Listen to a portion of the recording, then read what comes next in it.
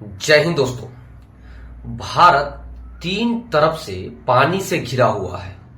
इसका मतलब यह हुआ कि भारत के पास बहुत बड़ी मात्रा में समुद्री क्षेत्र है। दोस्तों, भारत का 90% ट्रेड समुद्री रास्ते से होता है। आप इमेजिन कीजिए, अगर यह रास्ता डिस्टर्ब हो जाए, असुरक्षित हो जाए, तो इंडिया का इकोनॉमी क्रैश भी हो सकता है। दोस्तों, इसी रास्ते को सुरक्षित करने के लिए भारत के पास इंडियन नेवी बनाया गया। दोस्तों, यहां पे इंडियन नेवी का रोल काफी ज्यादा बड़ा हो जाता है, क्योंकि इसका क्षेत्र भी बहुत ज्यादा है, ताकि हमारा इकोनॉमी क्रैश ना हो। अगर हम वर्तमान में बात करें तो इंडियन नेवी के द्वारा बहुत सारे टाइप्स के जहाज यूज किए जाते हैं, जैसे patrolling ship, attacking ship, fuelling ship, missile tracking ship और एयरक्राफ्ट कैरियर। दोस्तों, आज हम बात करेंगे एयरक्राफ्ट कैरियर के बारे में, क्योंकि इसी पर तैनात होने वाला है राफेल मरीन। राफेल मरीन के बारे में अगर बात करें एयरक्राफ्ट कैरियर के बारे में, तो यह एक समुद्र में तैरता हुआ एयरफोर्स स्टेशन है। आप इसकी अंदाजा इसी बात से लगा सकते हैं कि इसकी लंबाई 250 से 300 मीटर होती है। अब समुद्र में 300 मीटर कोई बड़ा जहाज हो, आपने अगर कभी देखा होगा अपनी नग्न आंखों से, तो आपको इस बात का एहसास हो जाएगा। इस फाइटर जेट पे, एयरक्राफ्ट के ऊपर तकरीबन 50 फाइटर जेट्स तैनात रहते हैं। इस फाइटर जेट्स के अलावा इस पे बहुत सारे हेलीकॉप्टर आते हैं, मिसाइल आता है, और इस पे जो काम करने वाले नौसेना कार्मिक है, उसकी संख्या 2000 से ज्यादा होती है। एयरक्राफ्ट का आप इस बात से अंदाजा लगा सकते हैं कि पूरे विश्व में इस समय ओनली 22 एयरक्राफ्ट कैरियर एक्टिव है, जिसमें 11 अमेरिका के पास और 11 में ही पूरे वर्ल्ड आता है। जैसे इंडिया, चाइना और ब्रिटेन के पास 2-2 एयरक्राफ्ट कैरियर है। वहीं आप देखेंगे फ्रांस और रशिया जैसे बड़े कंट्री के पास अभी तक ओनली 1 एयरक्राफ्ट कैरियर है। दोस्तों, जिसका नेवी जितना बड़ा होगा वो दुनिया पे राज करेगा, और इतिहास में भी ऐसे ही हुआ है। अगर ब्रिटेन ने इंडिया पे 200 साल तक राज किया था या पूरे वर्ल्ड पे राज किया था, तो उसकी सबसे बड़ी वजह थी उसकी नौसेनाएं। उसकी नौसेनाएं की ताकत बहुत ज्यादा थी। अगर आज अमेरिका पूरे वर्ल्ड को कंट्रोल कर रहा है, तो उसमें सबसे ज्यादा इंपॉर्टेंट रोल हुआ है उसके इंडियन नेवी का।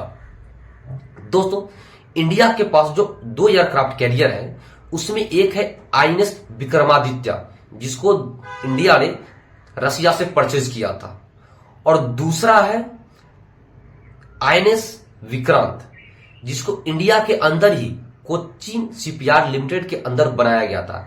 यानी यह पूर्णतः स्वदेशी है। अब राफेल का नाम सुनते ही हमारे दिमाग में एक क्लिक करता है कि शायद इंडिया इसको पहले से यूज करता है। जी हां दोस्तों, इंडिया ने फ्रांस से ही 2016 में 36 राफेल परचेज किया था, लेकिन वो इंडियन नेवी के लिए नहीं था, वो इंडियन एयरफोर्स के लिए था। तो आज थोड़ा हम देख लेते हैं कि इंडियन एयरफोर्स के द्वारा जो यूज हो रहा है राफेल, और नया नेवी के लिए जो आने वाला है राफेल मरीन, उसमें क्या डिफरेंसेज है।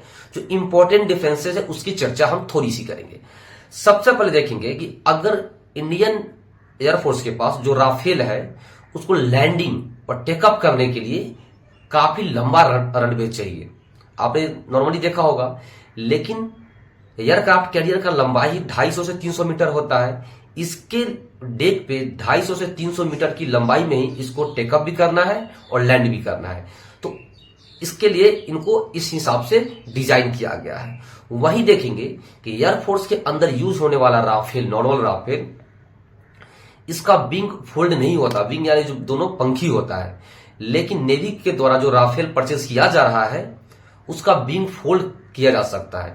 फोल्ड करने के पीछे रीजन है दोस्तों, अगर इसको आप फोल्ड नहीं करोगे तो ये ज्यादा स्पेस लेगा, और एयरक्राफ्ट कैरियर के ऊपर इतना ज्यादा स्पेस होता नहीं है कि एक साथ 50 फाइटर जेट को बिना फोल्ड किए हुए रखा जा सकता है।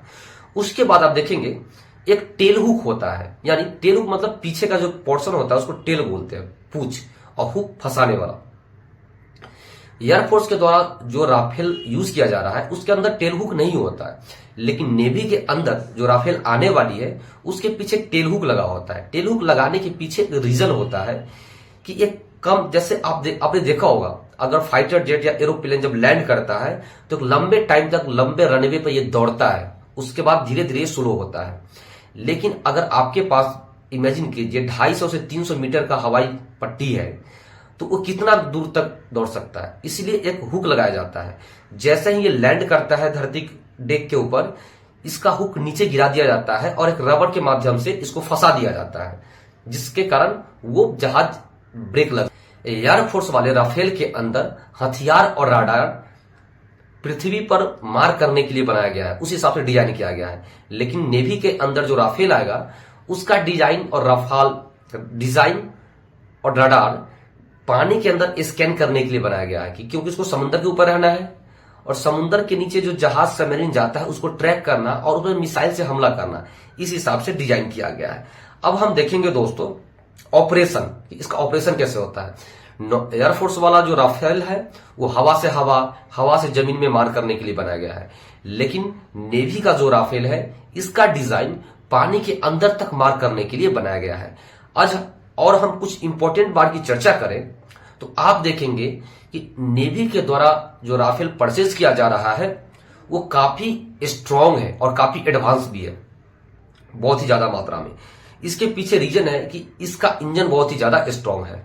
राफाल मरीन कम डिस्टेंस में लैंडिंग और टेकअप कर जाता है, लेकिन एक अच्छी बात यह है कि दोनों के कंपोनेंट्स जो कल पुर्जे हैं, समान हैं, वो 85% तक मिलते हैं। सपोज दैट अगर नेवी के अंदर कुछ प्रॉब्लम हो जाता है तो एयरफोर्स वाले राफेल से वो एक्सचेंज किया जा सकता है। ये इंडिया के लिए एडवांटेज हो जाएगा दोस्तों। वही देखेंगे राफेल मरीन के अंदर एंटी शिप मिसाइल लगा होता है, यानी शिप पे हमला करने के हिसाब से इसको डिजाइन किया गया है। दोस्तों अब हम जो नॉर्मल राफाल इंडिया यूज कर रहा है उसका 5 हथियार बहुत ही ज्यादा इंपॉर्टेंट है, क्योंकि यही 5 हथियार राफेल को बहुत स्ट्रांग बनाता है। जिसमें नंबर 1 पे आता है स्कैल्प मिसाइल। इसमें 2 टाइप के मिसाइल है और 3 तरह के बम लगे होते हैं। जो स्कैल्प मिसाइल होता है वो एक क्रूज मिसाइल होता है, वो लंबी दूरी तक हवा से जमीन पे मार किया जाता है। दूसरा होता है मेटियोर मिसाइल।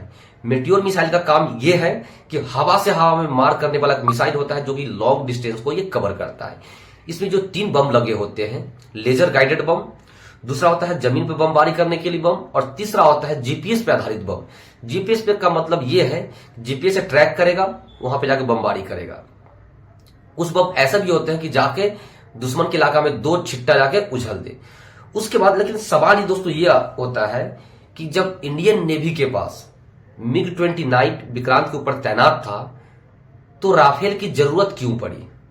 दोस्तों इसका सबसे सिंपल सा सवाल है, रसिया के द्वारा बनाया गया MiG-29 इन दिनों ज्यादा काफी बड़ी मात्रा में क्रैश हो रहा है। आपने भी न्यूज में देखा होगा कि MiG-21 और MiG-29 का जो रेशियो है बहुत ही ज्यादा है क्रैश होने का। इस वजह से इंडिया के पास 2 ऑफर था। एक ऑफर था राफेल मरीन जो कि फ्रांस के द्वारा बनाया गया है, दूसरा है अमेरिका के द्वारा बनाया गया F-18 जिसको सुपर हॉर्नेट भी बोला जाता है। दोनों का गोवा के अंदर ट्रायल किया गया था 2 साल पहले, और लास्टली ये फाइनल किया गया कि हमारे पास ऑलरेडी राफेल तो है, तो इसे मिलता जुलता अगर हम फाइटर जेट परचेज करते हैं तो हमारे लिए एडवांटेज होगा। तो इंडियन नेवी 28 अप्रैल 2025 को भारत के रक्षा मंत्री और फ्रांस के रक्षा मंत्री जो इंडिया आने वाले हैं, यहां पे आके दिल्ली के अंदर वो इस डील को डन करने वाले हैं।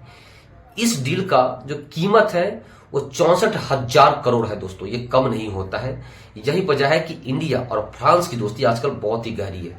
अगर इंडिया और रसिया के बीच अगर दोस्ती गहरी है तो वो भी वेपन्स के ही लिए।